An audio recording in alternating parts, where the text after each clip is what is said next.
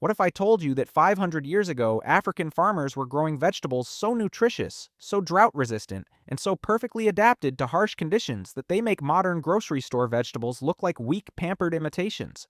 What if I told you these crops fed entire kingdoms through droughts that would devastate today's industrial farms, required zero fertilizers or pesticides, and produced more food with less water than anything currently sold at garden centers?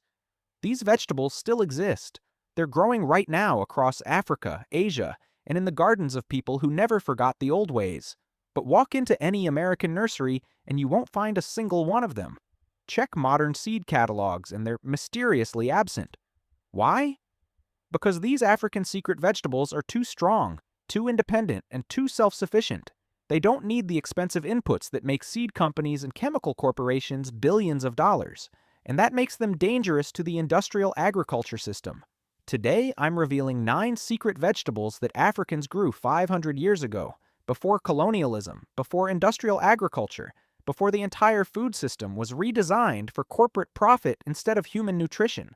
Vegetables that survived the Middle Passage in the memories of enslaved people because they were so essential to survival. Stick around because number 3 on this list grows in pure sand, survives months without rain, and produces more protein per acre than soybeans. Yet you've probably never even heard of it. And that bonus tip at the end? It's the ancient African growing technique that makes all these crops even stronger. Welcome to EverGreen Home Living, where we uncover the food wisdom that colonialism tried to erase. I'm here every week sharing forgotten knowledge about growing resilient food, preserving your harvest, and reclaiming the agricultural wisdom that indigenous peoples perfected over millennia before corporations took control. Let me tell you why this video is so important to me. 5 years ago, I traveled to West Africa and visited rural farming communities. I expected to see struggling gardens in the harsh, dry climate. Instead, I found the most abundant, productive, low-maintenance gardens I'd ever seen. The farmers laughed at my surprise. "These are our ancestors' crops," one elderly woman told me. "They grew them 500 years ago, 1,000 years ago. They don't need your fertilizers or your fancy seeds. They just grow." She showed me vegetables I'd never seen before.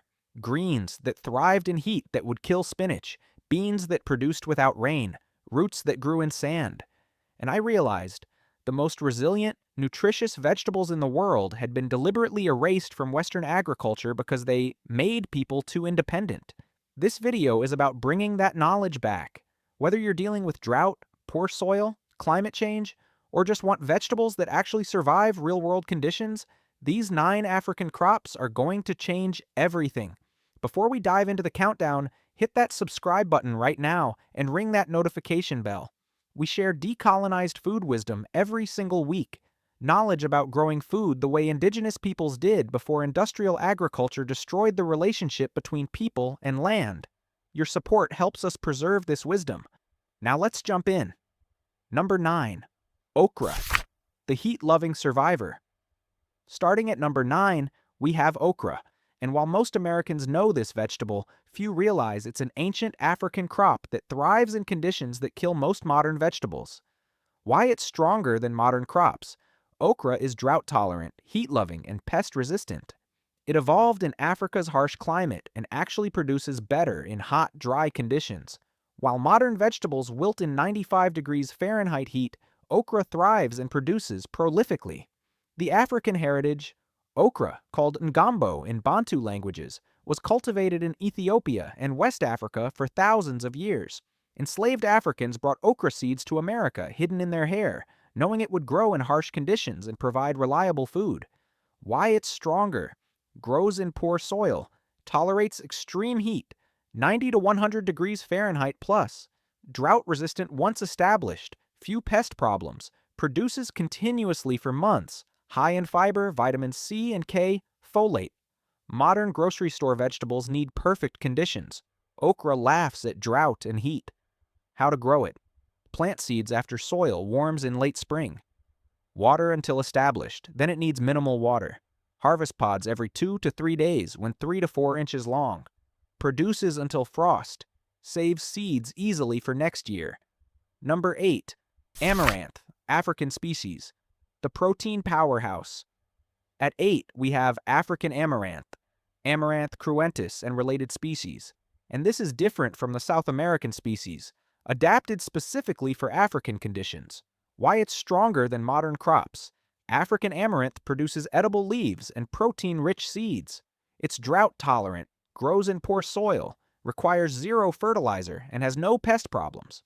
One plant provides greens for months and grain for storage. The African heritage. Amaranth has been grown in Africa for over 4,000 years. It was a staple grain and vegetable across the continent, valued for surviving droughts that killed other crops. Why it's stronger. Complete protein, all 9 essential amino acids, more iron than spinach, more calcium than milk, drought-tolerant, grows in terrible soil, dual harvest, leaves and seeds. Self-sows for next year. Modern vegetables need rich soil and constant water. Amaranth produces abundantly in conditions that would kill them. How to grow it. Plant seeds after frost.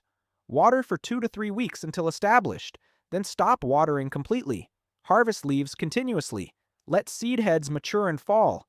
Thresh seeds for grain or let them scatter naturally. Number 7. African eggplant, the bitter protector. Number 7 is African eggplant, also called garden egg or bitter eggplant. And this is not the same as modern eggplant. It's a completely different species that's far more resilient. Why it's stronger than modern crops.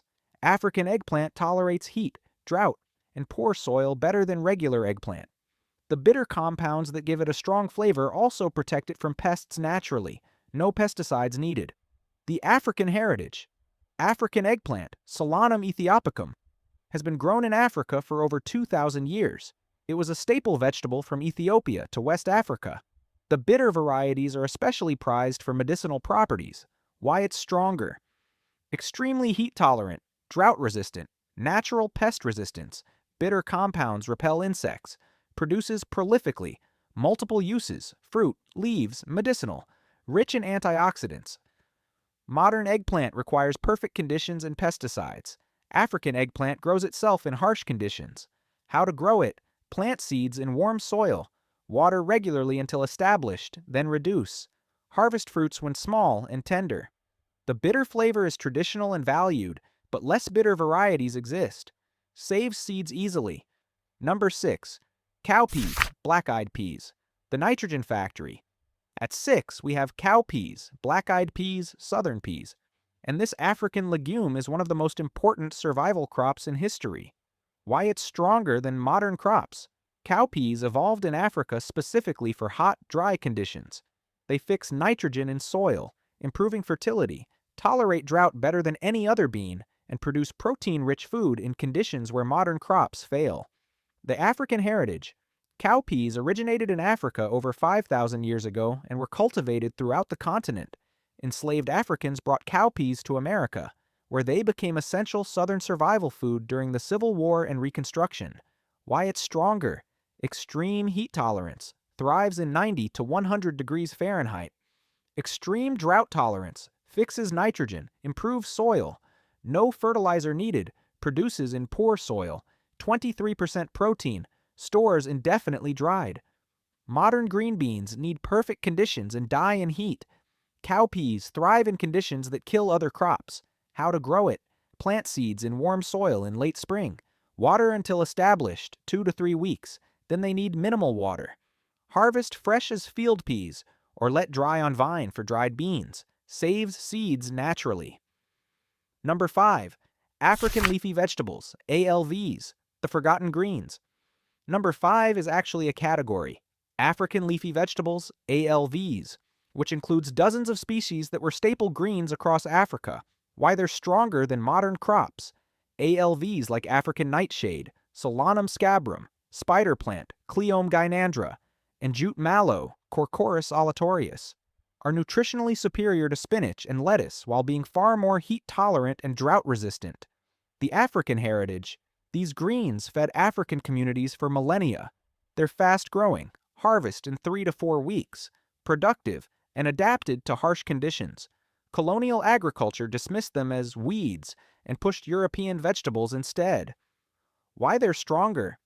Grow in extreme heat, drought-tolerant, higher nutrition than spinach, more iron, calcium, vitamins, fast-growing, self-sowing, multiple harvests from same plant, No pest problems. Modern lettuce and spinach wilt in heat and require constant water. ALVs thrive in harsh conditions while providing superior nutrition. How to grow them? Plant seeds in warm weather. They grow incredibly fast. Harvest leaves continuously. Let some plants flower and seed. They'll self-sow and provide volunteers next year. Number 4. Bambara groundnut, the complete food. At 4, we have Bambara groundnut, and this underground legume is called the complete food because it provides carbs, protein, and fat in one plant. Why it's stronger than modern crops? Bambara groundnut grows in pure sand, tolerates extreme drought, fixes nitrogen, and produces nutritious pods underground. It's been called the peanut's superior cousin because it's more drought-resistant and more nutritious. The African heritage. Bambara groundnut originated in West Africa, named after Bambara people of Mali, and has fed African communities for thousands of years. It's the third most important legume in Africa after cowpeas and peanuts. Why it's stronger?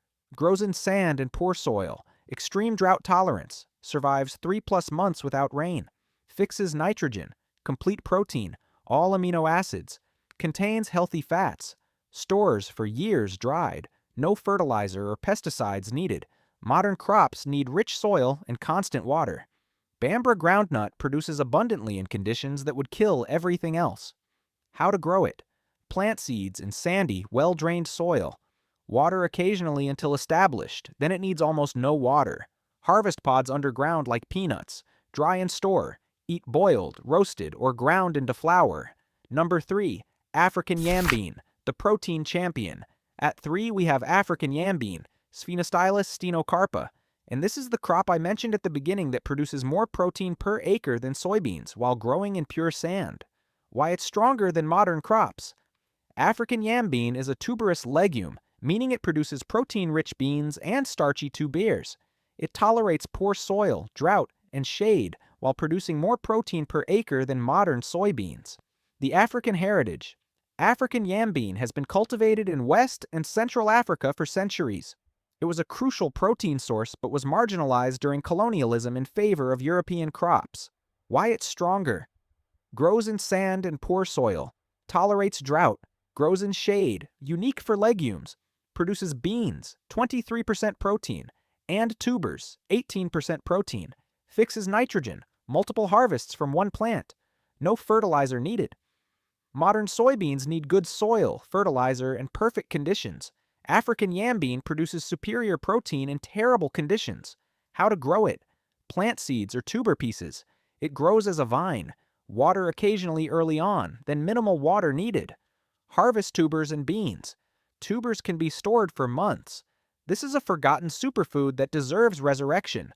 Number 2, Egusi, melon, the multi-purpose crop.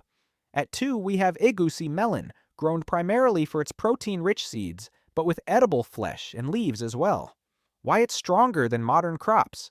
Egusi is a drought-tolerant, heat-loving cucurbit that produces seeds with 30% plus protein and 50% plus oil. It's a complete food source. Seeds, flesh, and leaves are all edible, that thrives in conditions modern cucurbits can't handle. The African heritage. Egusi, Citrullus lanatus variety, has been cultivated in West Africa for over 4,000 years. The seeds are essential in West African cuisine, Agusi soup, and were a crucial protein and oil source. Why it's stronger? Extreme drought tolerance, heat-loving, grows in poor, sandy soil. Seeds are 30% plus protein, 50% plus oil. Flesh is edible, leaves are edible greens, stores for years. Seeds. Complete food system in one plant. Modern melons and squash need constant water and good soil. Egusi produces abundantly in harsh, dry conditions. How to grow it? Plant seeds in warm soil. Water until established, then it handles drought well. Harvest melons when mature. Scoop out seeds, ferment slightly, wash, and dry. The seeds are the primary crop, roasted and ground into paste for soups and stews. Number 1, Moringa, the miracle tree. And at number 1, we have Moringa, called the miracle tree, because literally every part is edible and nutritious, and it grows in the harshest conditions imaginable. Why it's stronger than modern crops? Moringa is a fast-growing tree that tolerates extreme drought, poor soil and heat while producing the most nutritious leaves of any plant. More vitamin A than carrots, more calcium than milk, more iron than spinach, more protein than yogurt. The African heritage. Moringa originated in Africa and South Asia and has been used for food and medicine for thousands of years. It's called the tree of life because it sustains communities during droughts when nothing else grows. Why it's stronger. Grows in pure sand and rock, survives 6+ months without rain, tolerates extreme heat, fast growing, 10 feet in 1 year. Every part is edible. Leaves, pods, seeds, flowers, roots. Leaves are the most nutritious food on earth. Produces year-round in warm climates. Seeds purify water. Traditional use. There is no modern vegetable that comes close to moringa's resilience and nutrition. It's the ultimate survival crop. How to grow it. Plant seeds or cuttings. Water occasionally until established, few months. Then it needs almost nothing. Harvest leaves continuously. They regrow quickly. Harvest immature seed pods like green beans. Mature seeds can purify drinking water. In zones 8 to 11, it's perennial. In colder zones, grow in pots and bring inside. Bonus tip: the African 3-crop system. Here's the bonus: the ancient African growing technique that makes all these crops stronger. Intercropping with complementary growth patterns. The traditional system. African farmers traditionally grew multiple crops together. Tall crops like Moringa, Egusi melons on mounds. Nitrogen-fixing crops, cowpeas, Bambara groundnut, yambean. Ground cover greens, African leafy vegetables, okra. Why it works. Legumes fix nitrogen for other crops. Tall crops provide partial shade. Ground covers suppress weeds and retain moisture. Diversity prevents pest and disease spread. Multiple harvests from same space. Improved soil over time.